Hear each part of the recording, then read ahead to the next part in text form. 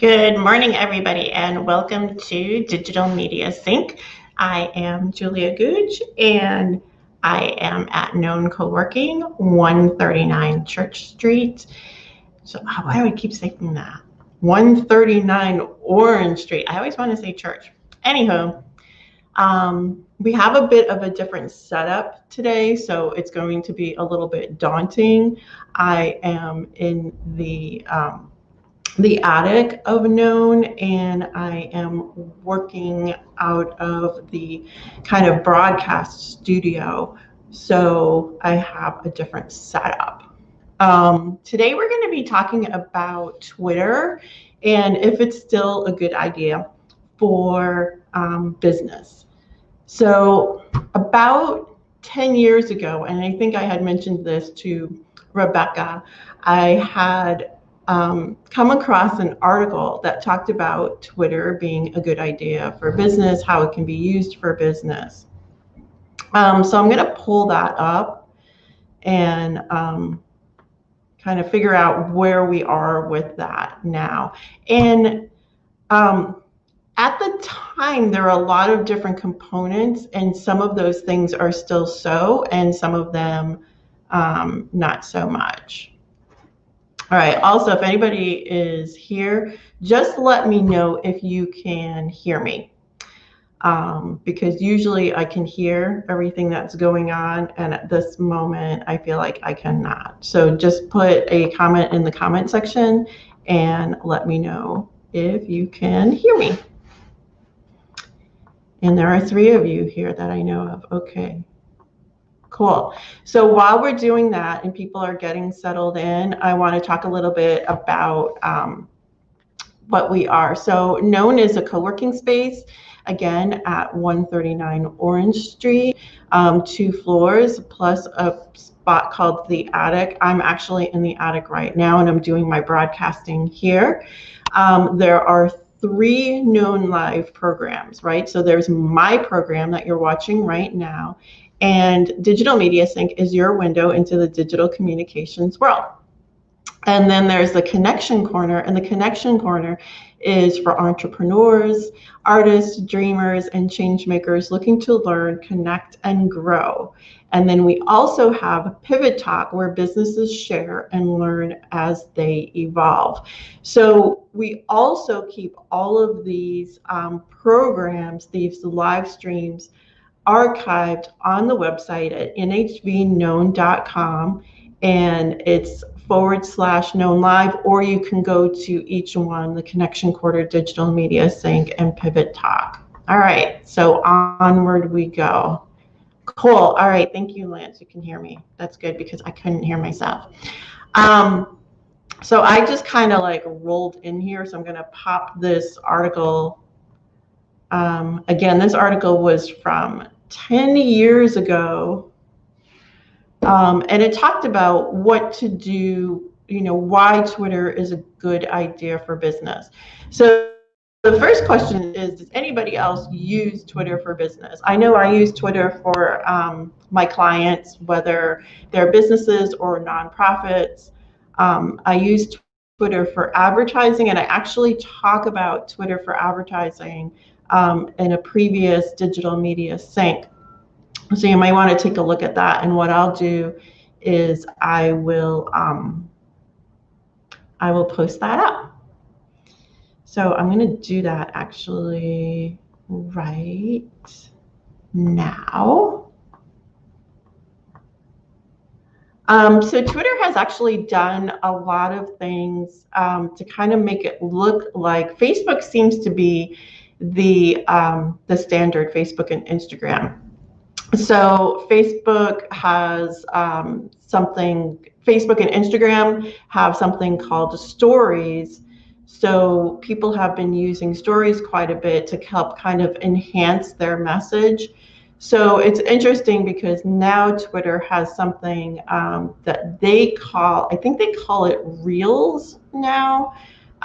So that's the same thing as Stories. So you can put videos and images, just quick videos and images up.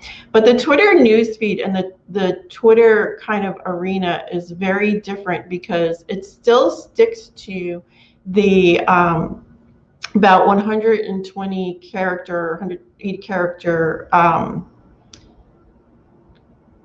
line. So when you are communicating on Twitter, you have very little text to play with. You do have images and video that you can drop in, and you can also drop in articles, links to articles. And Twitter is also very hashtag centric. So again, about 10 years ago, Twitter was definitely the platform that utilized hashtags probably the most. And the way that Twitter is set up now, it's still set up where there are popular hashtags or popular trends that are going on. And so those are listed in a sidebar or across the top. And then also any news feeds are also across the top as well. So that's definitely one thing that kind of, from the perspective of how you read Twitter and how you read the news feed, is a little bit different than, say, like Facebook. All right, so I'm going to find this article. So let me know too if you utilize Twitter for businesses. I know for me, I use Twitter on my own, and I use it very differently than the way that I utilize it for my business. But when I do utilize Twitter for business, one of the things that I recognize, and again, I know that those of you who have watched me many, many times understand that I don't like saying that one platform is better than another platform, or that one platform is always the go-to platform for a business. Many people will kind of concentrate on, like, well, I'm just going to use LinkedIn because LinkedIn is the, gold standard for business. Or I use Facebook and Instagram because I'm able to interact with my customers more on Facebook and Instagram. I like to use a variety of platforms in order to, get the desired effect. And the desired effect is to just make more money for people, right? That's what you want to do. All right, so we're on my bookmarks. Here we go. Oh, I guess it didn't come over. All right, so I am going to bring up a separate article. I actually sent this article to myself, and I don't know where I put it. Sometimes that happens. That and not drinking coffee.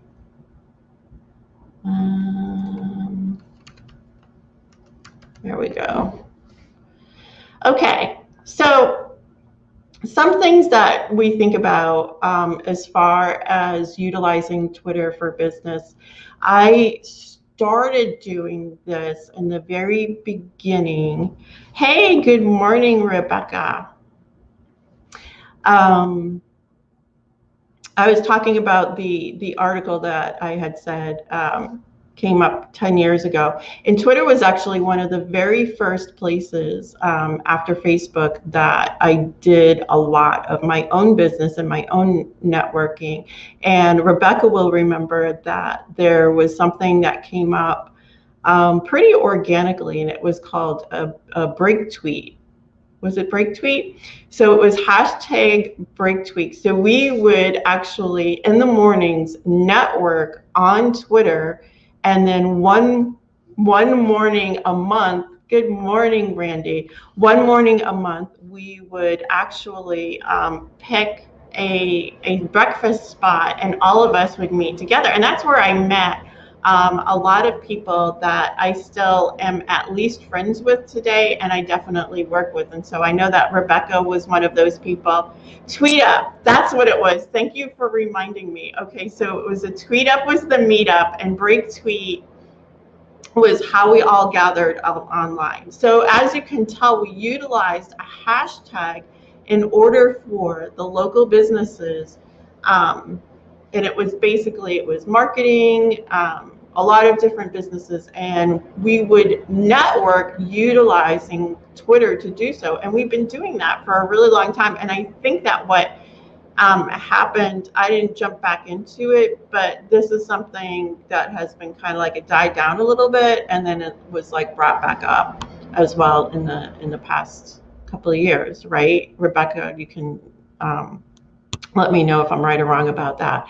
So that was one aspect of utilizing Twitter, right? We would all get together, and no matter what our businesses were, we all came together at a certain time on Twitter, and we talked about different topics. And that was the other thing too, because we utilized the hashtag for the break tweet, and then we utilized the hashtag for the types of topics that we were talking about. And these sessions would usually last about an hour. And the networking was very cyclical, right? So we would concentrate on, we would communicate online, and then we would all meet and continue that conversation. So it was just really very lovely, because we came from all corners of the state. We came into one location. Yeah, okay, so Rebecca's saying that there are still a few of us who still break tweet in West Hartford. Oh, but tweet ups have gone by the wayside. I know. And then there was another hashtag that I followed a lot. Again, it was certain time of day, certain, day of the week, and it was all based around health. And this was something that I remember, it was Alden Hines was one of the people that kept that up. And it was tweeting about health topics in Connecticut. And I remember we talked about a lot of different topics. So if it was kind of, National Heart Disease Awareness Month, we would talk about heart disease, we would talk about dental health, we would talk about mental health. So oftentimes, if I had clients that I was working with and they were in the health field, I would check the calendar to see where we were as far as what kind of conversations were being held online on Twitter. There are definitely sectors or silos of businesses or of topics that are very conducive to Twitter. So obviously politics, especially in the past few years, has been one area where you find a lot of people conversing. We'll use the word conversing on Twitter. Sports, though, was one of the areas where Twitter really became, the go-to place. Everybody in sports has a Twitter handle. Anybody who's talking about sports is on Twitter. ESPN's on Twitter. Sports Illustrated's on Twitter. So there's a lot. There's a lot going on there. The other area was, I'm trying to think, and what's kind of entertainment, right? So if you have a favorite show, everybody's talking about that show, whether it be Game of Thrones or Outlander, or anything that comes up. So any shows or television shows or movies, anybody in the entertainment industry, again, everybody has a Twitter handle there.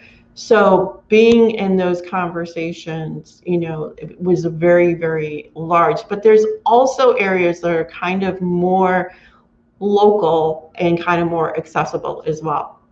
And one of those is architecture is one, fashion is another. We had mentioned health.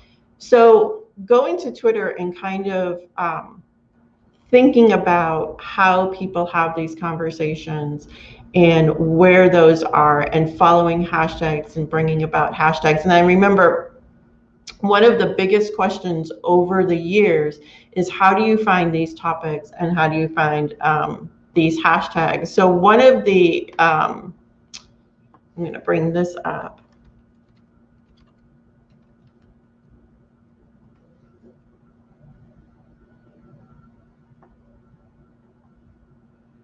There's actually, I'm going to see if this is actually what the hashtag was. One of the URLs that I use, and this is one of the things that has been going on too, is some of these tools that we've been trying to use over the years are not necessarily as readily available. Trying to see if somebody's trying to give me a hint over here as to what it was.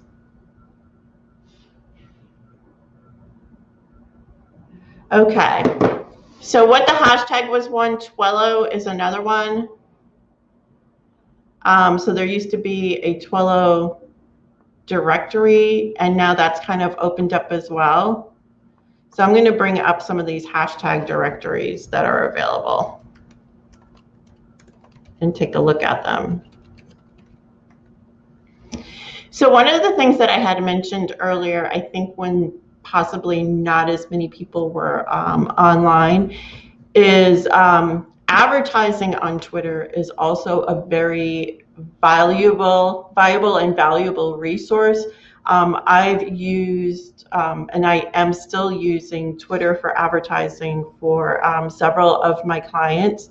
One of the reasons is that it is very easy to utilize your own database of actual clients and prospects to garner more. So very much like Facebook, right? You take your database and you upload it into Facebook, and they start matching profiles and building out profiles of possible new prospects or new customers.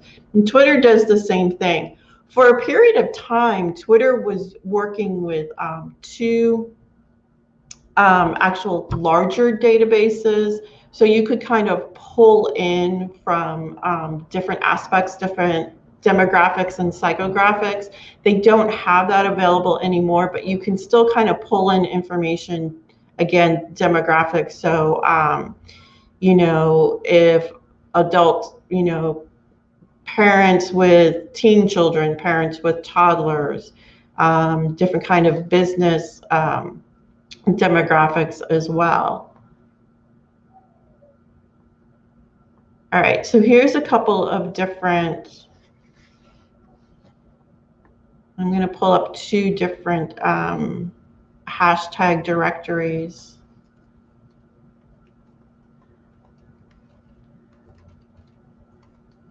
The other thing about Twitter as well is, I don't know if anybody has noticed, or I'm going to pull this down, has noticed that a lot of organizations, larger organizations, will use Twitter as their customers for their customer service. So they'll actually set up a separate Twitter handle that's specifically for help. So T-Mobile is one of those where they have T-Mobile Help. Home Depot has Home Depot Help. So you'll often see a lot of larger organizations have a separate Twitter handle that's just for help and just for support. And one of the reasons why they do this is because they actually have a whole separate area of customer service or help or support, where they have very big kind of engine where they're pulling down all of these tweets that are complaint type of tweets. So oftentimes people will go over and say,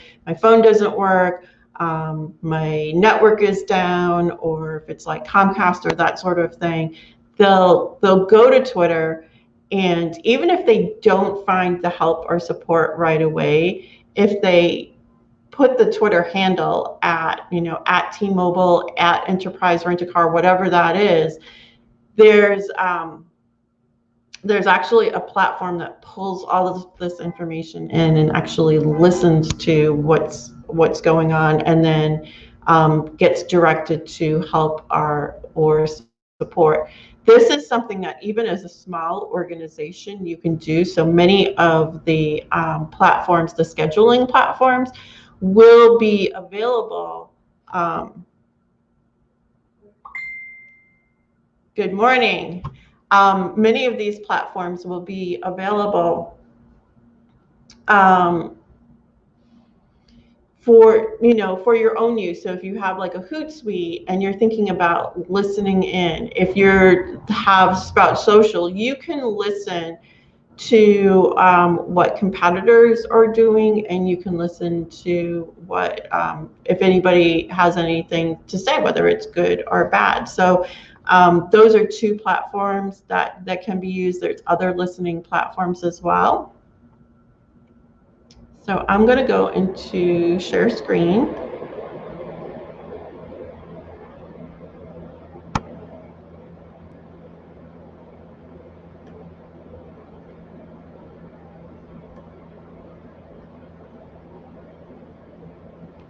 So this is one of those directories that I was talking about.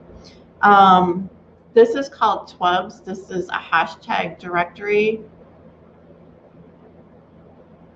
So you have many different ways of looking up and looking for. So let's say we're looking for health.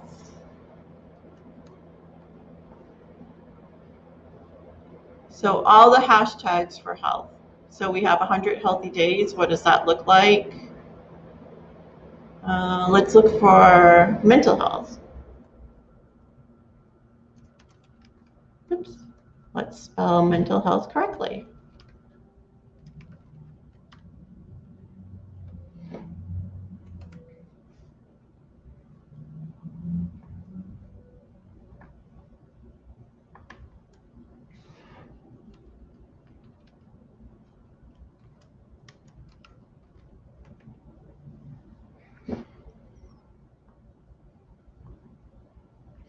So this is all the, how many? 163 hashtags that have to do with mental health. So we have mentally mindful. Here's one, MH chat. So this is specifically a mental health chat. Social work, NAMI.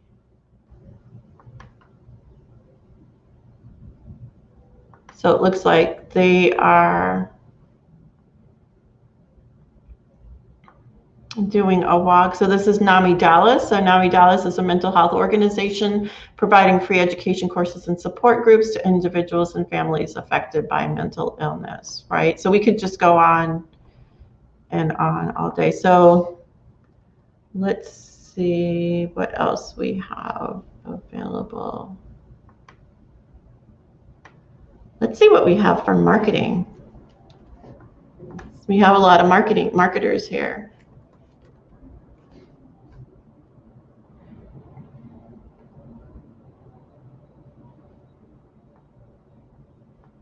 We might have to back it up a little bit.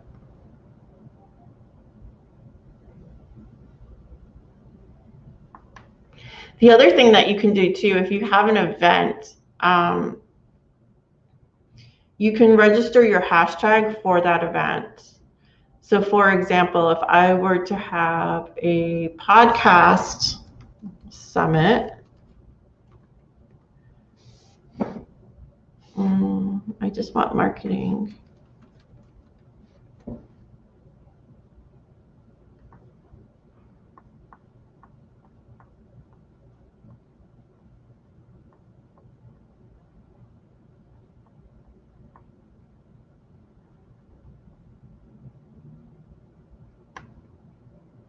Let's see if there's any marketing conferences.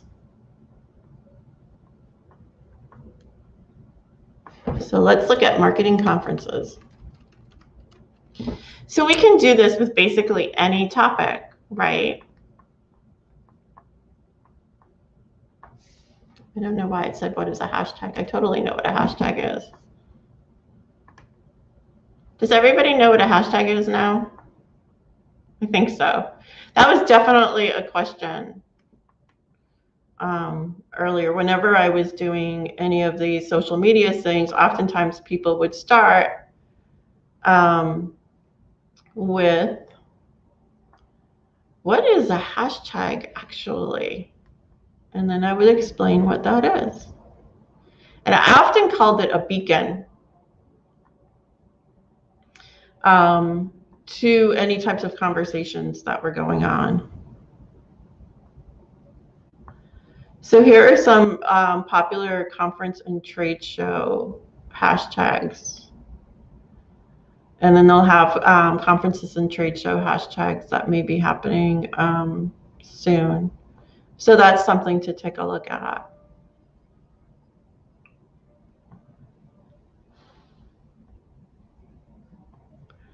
So I'm going to find this article.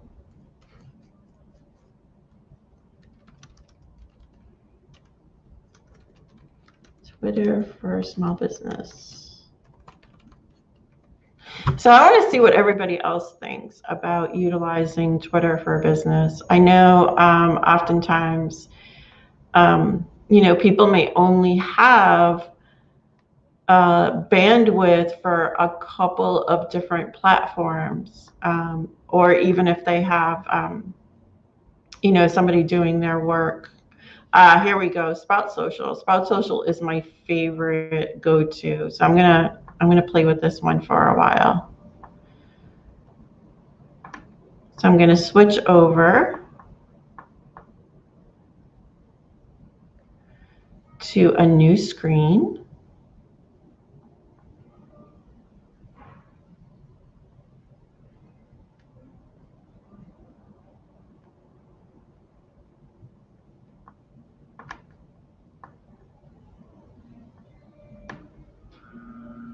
So this is the one thing that I do not like about StreamYard. I like a lot about StreamYard, but in order to share a new screen, there's a couple more steps than what I like to have while I'm on camera. Okay, let's make sure that that works. Beautiful. Okay. Oh, you use Paperly, which automatically tweets for you every day. So when you use Paperly, what do? You put, Randy, do you put topics in there and then it pulls articles or it pulls quotes from that? I used to use something that was similar where it would tweet for me every day. And I don't remember what it was. But if who else uses something?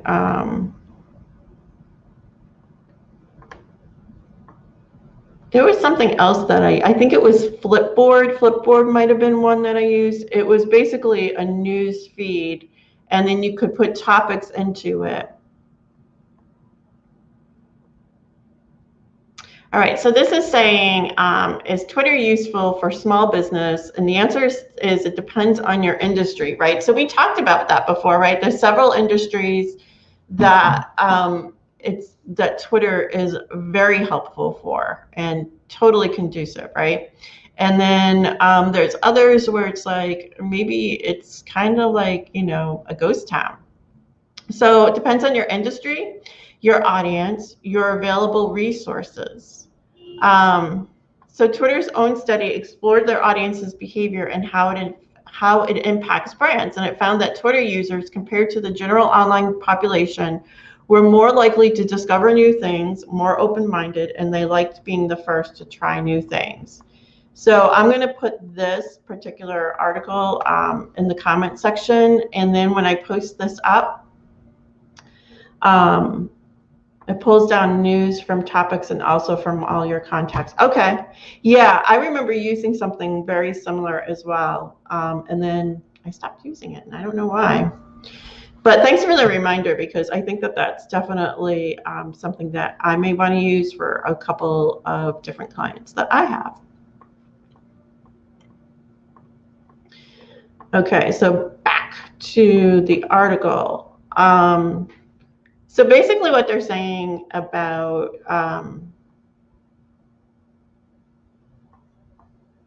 utilizing Twitter, and especially for a small business, because you have very little time. So it says to pick 3 goals. So setting social media goals is necessary for any network that you take on. All right, I'm already liking this. If you don't have goals, then you don't have metrics, and that leads to sporadic posts. So this is great, talking about having intentional posts based on your goals. So choose 3 to focus on. Any more will divide your time and affect your focus. So the more common goals for Twitter include increasing direct sales. Okay, that makes sense. Become a customer support channel. Remember earlier I was talking about how Twitter really is a place where many organizations utilize for customer support. Increase brand awareness, and then also track industry trends. So Twitter is definitely someplace that I use to track the industry trends, oftentimes because, again, conferences, Q&As, Twitter is utilized in business for a lot of different reasons because it moves so quickly and it's so easy to read, right? It's just ongoing stream of information.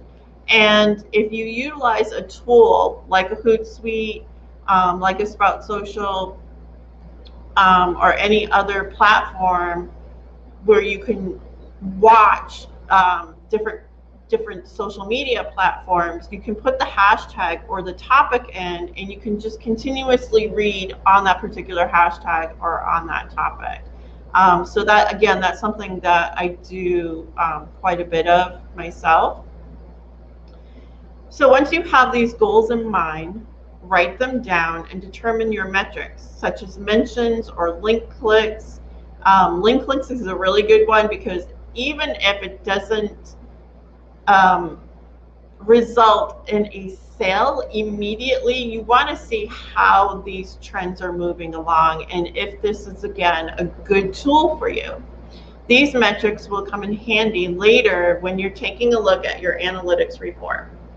And we talk a lot about analytics in previous digital media syncs as well. I have a whole section on how to read Google Analytics and how to decipher what it means to your goals and most specifically your sales.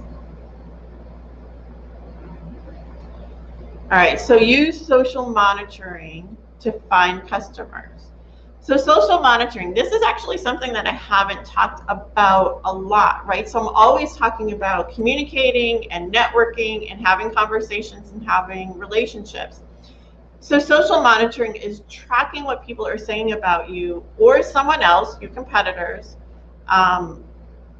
online. It can be used to find new sales leads, track customer sentiment, and even check in on what your competitors are doing. It also helps improve your content sourcing. And that's one of the most time-consuming parts of the social media management, right? So if you have resources other than yourself and your employees and your actual customers, then you want to have a social monitoring. So Randy, this sounds like something that Paperly is for you, right? It's doing that social monitoring, but it's also taking that extra step of posting for you as well. So one of the things it's saying for this is to use the Twitter advanced search to set up parameters for your brand that will help you stay on top of even indirect mentions of your business. So Sprout Social has something called the Sprout Smart Inbox feature that comes in handy for searching across multiple networks.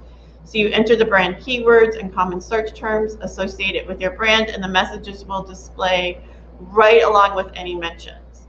So I've actually, this is one of my favorite features of Sprout Social, and I don't want this to be about Sprout Social. I want it to continue to be about Twitter, but one of the things that it does is you put these hashtags and it'll pull that information. Twitter does that as well, but then it's hard to kind of switch back and forth between monitoring and posting.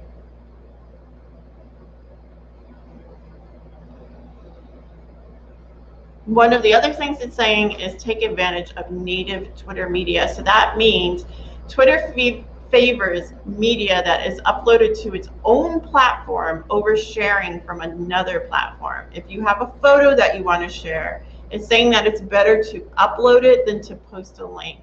I think where that's different is when it comes to articles, right? So you can post from the actual originating, like if it's a New York Times article or that sort of thing.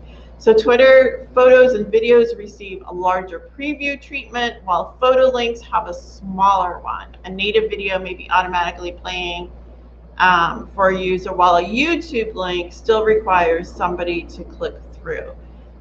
So that's something that's actually true now of all of the channels.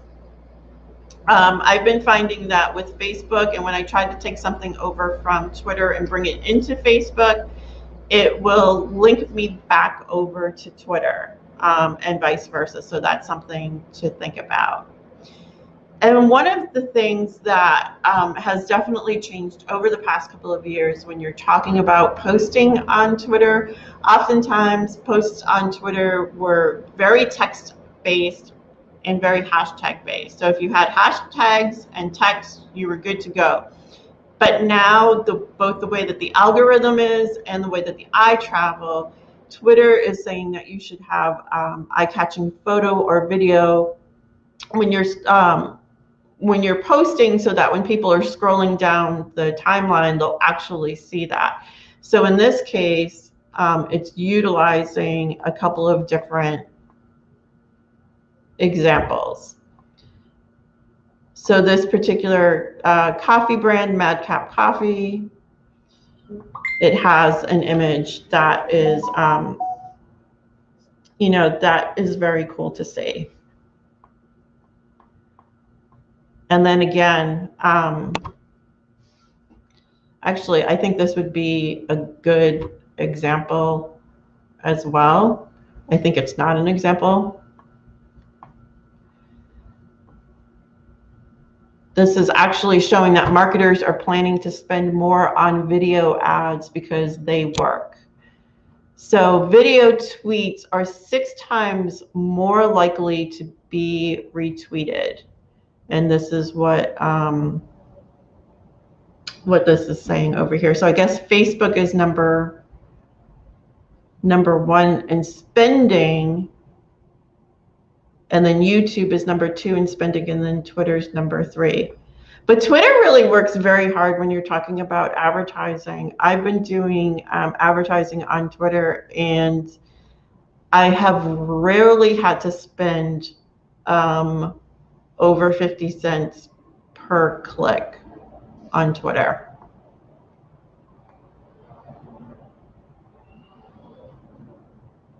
All right, and then this is another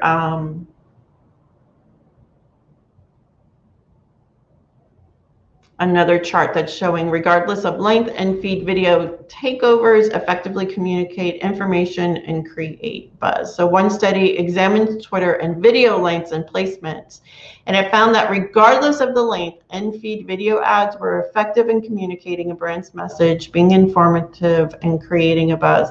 I don't like that word, creating a buzz. I think that that's pretty passé. That's something that we used like 10 years ago.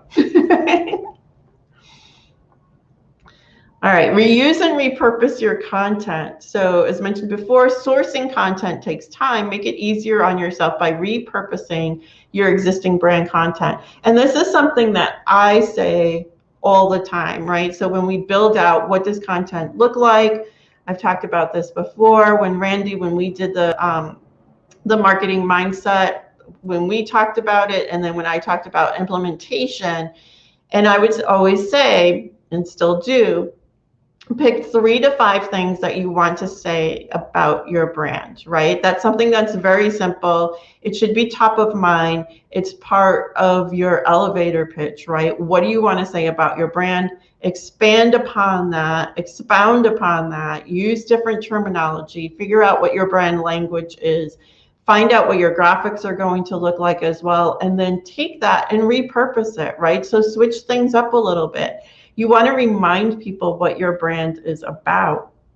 So it's okay to take a tweet that you tweeted like even a day ago and tweet the same message the next day. And it's saying that due to the nature, specifically for Twitter, due to the nature of fast-moving timeline, a tweet does not last very long. So you know what? It's possible that not very many people saw it the first time, but maybe the second time and third time you're building upon that. And it's saying to combat this, don't be afraid to tweet some content several times over the course of a week or a month. I agree with that, and I would say switch it up. So switch up the way that you're saying it, get out your thesaurus, start using some synonyms, and then also think about what you're using for graphics as far as how you are conveying that message.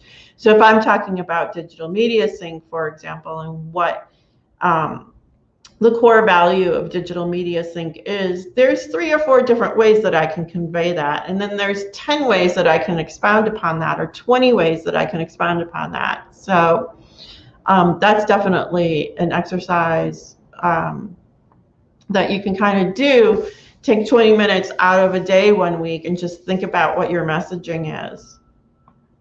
And you should do that no matter what the platform is, whether it's Twitter or not. So one of the things that I found about Twitter is that there had been a lot of spam, and I'm not going to go into the types of spam that's been happening in recent years or recent weeks. That's really been clamped down on quite a bit. But they're really working on not having as much spam and not as many bot accounts. That is definitely something that when I'm thinking about opening up a Twitter account for my businesses, my clients, do I want to deal with the spam issue? And one of the things is a lot of these platforms, these tertiary platforms or third-party platforms, you can really find ways to kind of clamp down on the spam so that it's not, trashing your particular feed or your business feed. So that's definitely something to think about. Again, it's something to think about no matter what the platform is. All right, it's talking about setting aside time for content sourcing. We had talked about that. Decide on your brand voice. Your brand voice is what makes you stand out from the crowd and compete with the bigger brands. This is something, again, when I had talked about, and I wish Rebecca was back on here, because we had both talked about when we started probably a little over 10 years ago, because Twitter came out around 2008 or 2009. I know it was after Facebook, and I think Facebook was made available to the public around 2007.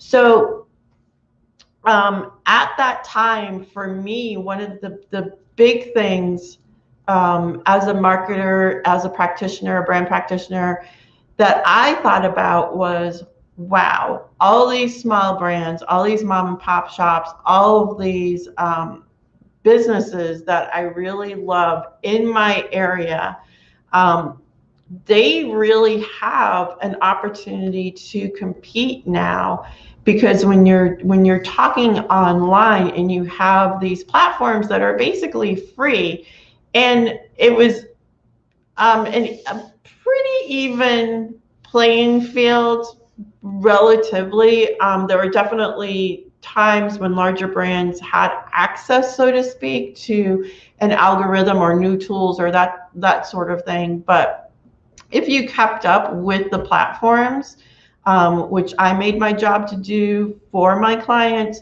you could really break through and reach a wider audience and bring more people into the conversation.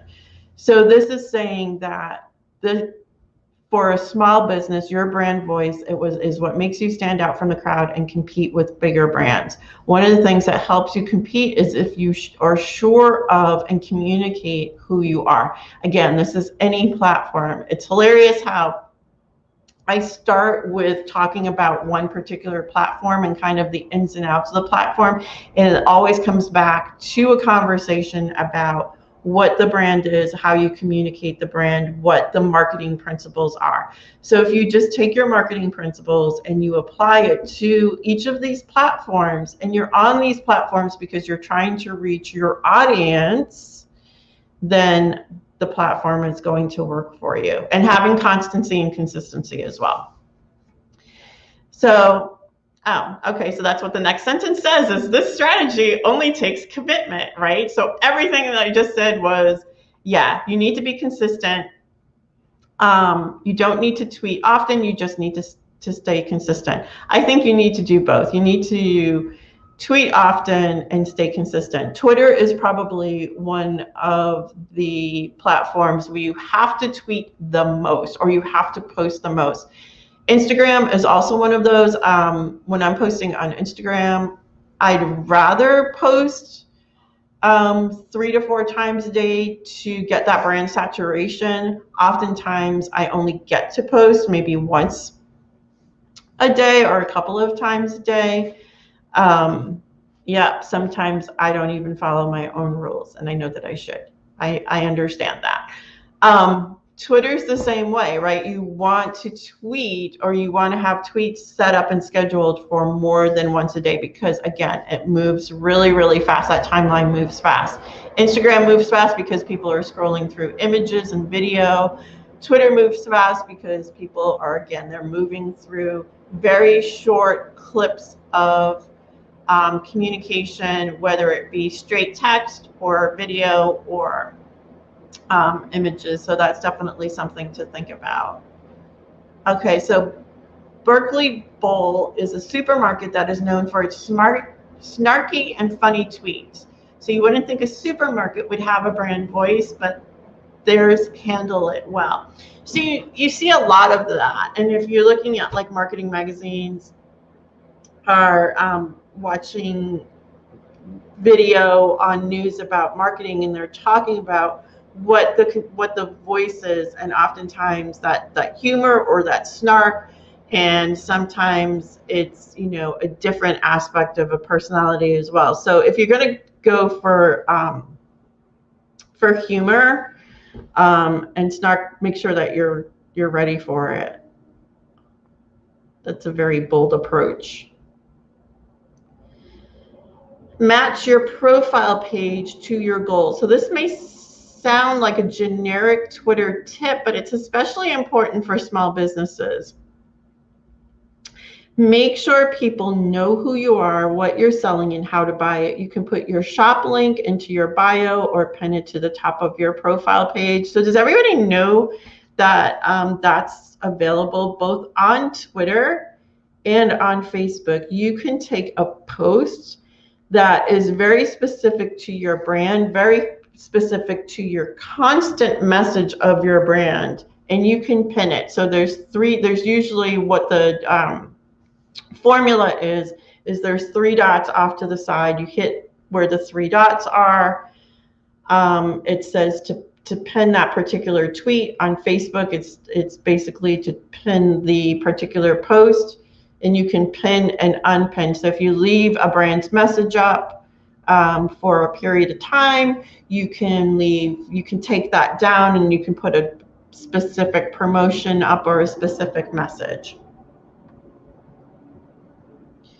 So this is an example of a very well branded post, right? So you're utilizing, a very well branded business profile on Twitter, utilizing the profile image, utilizing the big billboard space that's available to you on Twitter. This actually basically works on desktop, not so much on your mobile. Okay, so oftentimes if you're looking at a news feed, you're not going to see, you're not going to see that brand. But when you click on that profile and you're like, hey, who is this? What is this brand? you want to make sure that the space that's made available for you is utilized quite well. And then think about having a branded hashtag as well for your product or service. So I know Known Co-working right now is not particularly on Twitter as much. We're more on Facebook, Instagram, and LinkedIn at the moment, but we definitely have branded the product that we have, the live streams that we have, right? So I have a hashtag for Digital Media Sync. There's a hashtag for Pivot Talk, and there is a hashtag for Connection Corner. So people can find our live streams basically anywhere they go if they just utilize that hashtag. So I utilize that very, very often. And then what happens is that those hashtags become part of the algorithm, and then the posts are even more easily found. This is, again, Twitter was the platform that started the hashtag, and then everybody else picked up for that. Oh my goodness. Okay, Randy is saying, look at Charmin's Twitter account. It's hilarious. Okay, I'm going to look at that later. There are definitely brands. Wendy's is another one. Wendy's is good with the snark. I'm trying to think of other platforms that are particularly funny and snarky. But, you know, and the thing is, it's like, is that something that's going to work for your brand? Is it going to sell for you? So thinking about what your voice is. So that's going to be interesting. I think that would be a really fun Digital Media Sync to do with a panel where we talk about like what we think about how to communicate the brand voice on certain platforms. And Twitter is a perfect, because Twitter moves so fast, Twitter is a perfect platform. There's one, I have to give a shout out to one Twitter handle. I guess they started with Skype rooms. I think it's called Rate My Room. I'm going to take a look and make sure that that is what it's called.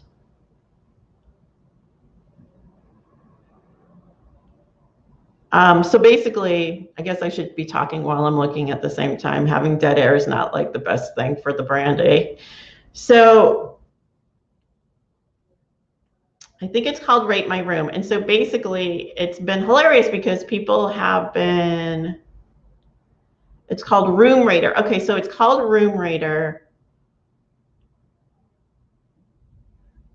And Room Rater, it's,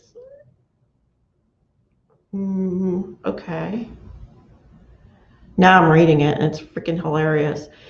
It's it says Rate My Skype Room. Okay. Rate My Skype Room.